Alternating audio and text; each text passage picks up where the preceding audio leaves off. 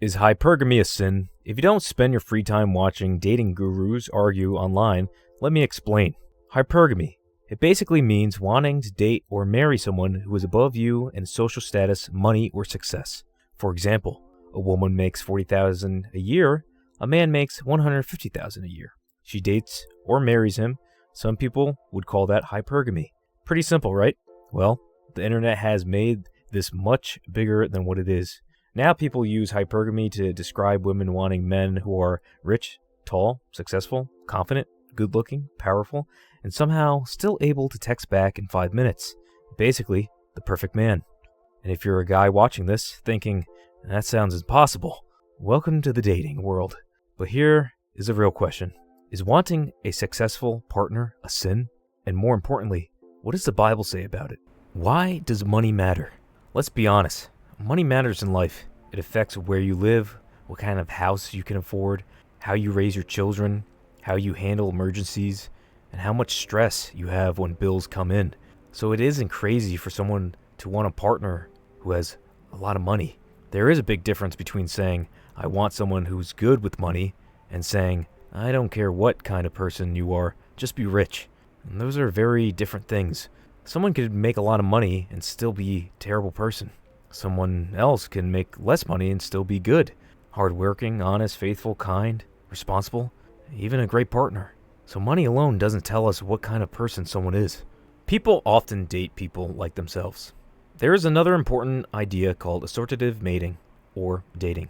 Don't worry, it's a fancy term with a simple meaning. It basically means people often date or marry people who are similar to them. For example, people with similar education, similar incomes, similar beliefs, lifestyles, and looks might get together. Sometimes what looks like hypergamy isn't really, I need someone above me. It may simply be, I want someone who is like me. For example, if a woman has a college degree and marries a man with a college degree, that's not really marrying up. That's just two educated people getting together. Now, to the real question. What does the Bible say? Now we get to the important part. Is hypergamy a sin? The Bible never uses the word hypergamy. There is no Bible verse that says, thou shalt not date someone who makes less money than you. Thankfully, there's also no verse about checking someone's credit score before a first date. Trust me, I know. So we have to look at what the Bible says about money, love, marriage, and the condition of our hearts. One important verse is 1 Timothy 6:10. It says, for the love of money is a root of all kinds of evil.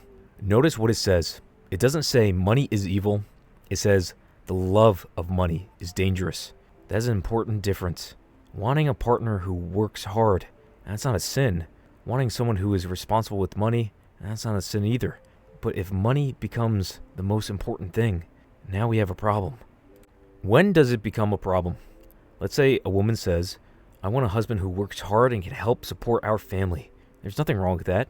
But imagine she says, I don't care if he's kind, I don't care if he's faithful, I don't care if he loves God, I don't care how he treats people, I just want him to be rich. And now we have a different situation. Money has become more important than character, and that's where Christianity gives us a warning. The Bible tells us not to make money our God. Money should be a tool. It shouldn't become the thing we worship. The Bible praises hard work. Some people think Christianity says wanting money or success is always bad. And that's not true. Look at Proverbs 31. The woman described in Proverbs 31 is hardworking. She buys land, she works, she earns money, she takes care of her family, she's smart with her resources. So if a Christian woman says, I want a man who works hard, is responsible, and wants to build a good life, I don't think that's sinful. Those could be good qualities, but there's a big difference between I want a responsible man and I want a rich man. Those are not the same thing. God cares about your heart. One of my favorite verses from this topic is 1 Samuel 16:7. It says, man looks at the outward appearance, but the Lord looks at your heart. Think about that. People look at your clothes, your car, your job, your house, your body, your money, your social media, but God looks at your heart. That changes the way we look at dating. Imagine going on a date and asking, what do you do for work? Fair question, right? Then, how much money do you make? Maybe that's important. Then, what kind of car do you drive? Okay, then, how big is your house? At some point, you're not dating anymore. You're conducting a job interview. Thanks for coming in today. We'll let you know if you get the job. Christianity gives us a different way to look at relationships. Instead of only asking, what can this person give me? We should also ask, what kind of person are they? Are they honest? Are they kind? Are they faithful? Do they love God? Do they treat people well? Are they responsible? Do they keep their promises? These things matter. Ephesians 5 talks about husbands loving their wives in a selfless way.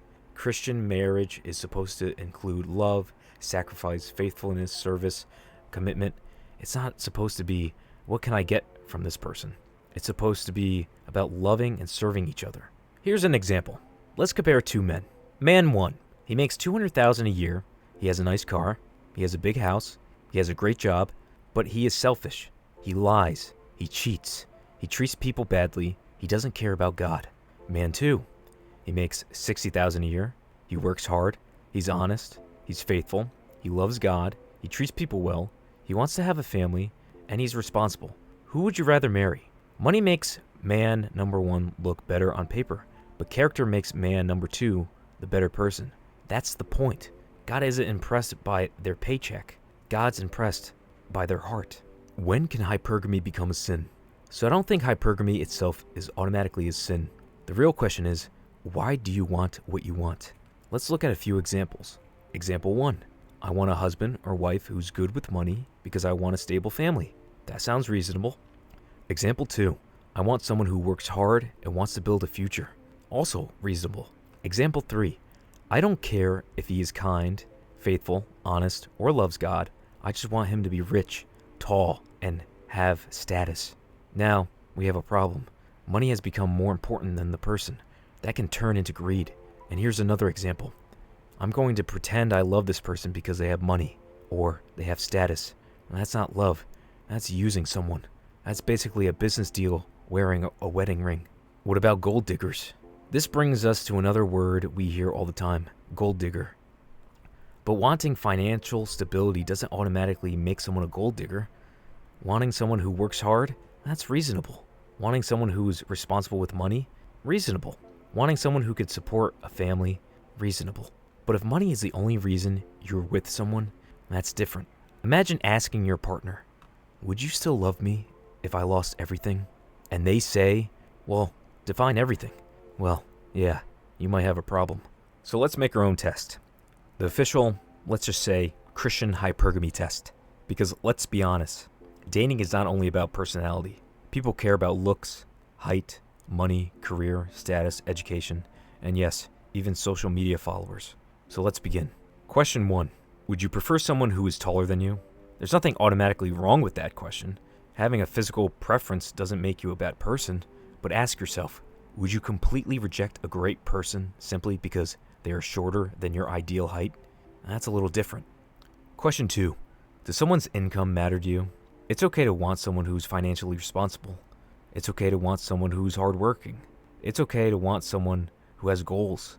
But ask yourself, would you still respect them if they made less money than you? And that's where things get more serious. Question 3. Does someone's career or job title matter to you? Maybe you want someone with a good career. Maybe you want someone who's educated. Maybe you want someone who has goals.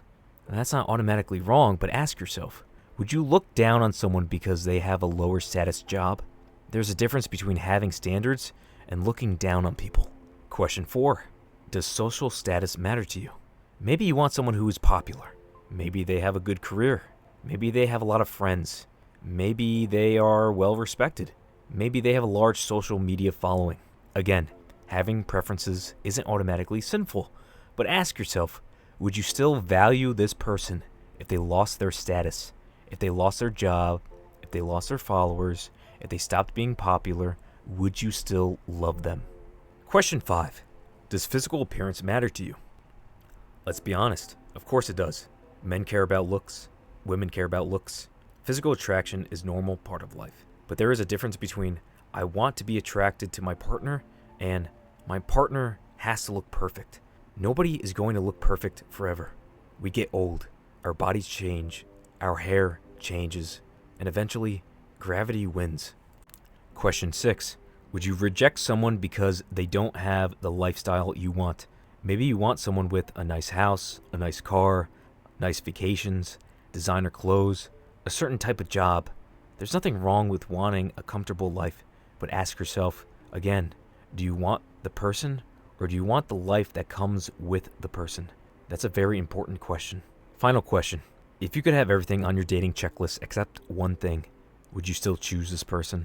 Imagine someone is tall, attractive, successful, rich, popular, educated, but they are selfish, they cheat, they lie, they don't respect you, they don't respect God. Would you still choose them? Probably not. There's nothing wrong with standards or being attracted to somebody, because Christianity teaches us that your value is not based on your height or your paycheck, job, house, followers, social status.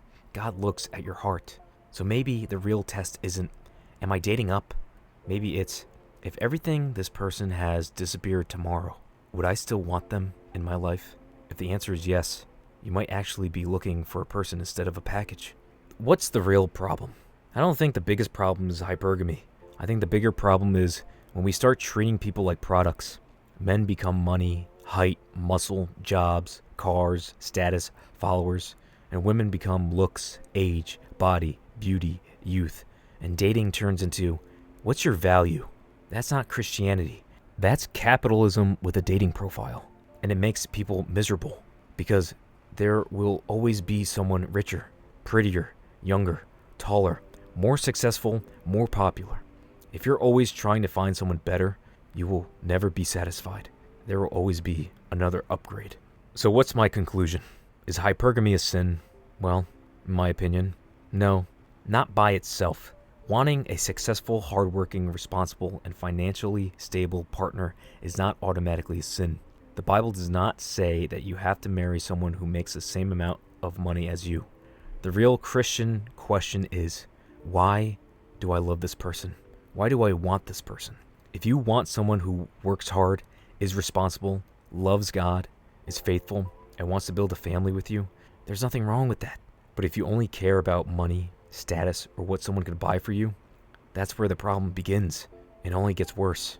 The Bible tells us to care about things like character, love, faithfulness, wisdom, and our relationship with God. So maybe the better question isn't, am I marrying up? Maybe the better question is, am I marrying someone who helps me become a better person? And just as important, am I becoming that person for them? Comment below, is hypergamy sinful? Is it natural? Is it even practical? Or is it simply another word for having standards? Let me know in the comments below.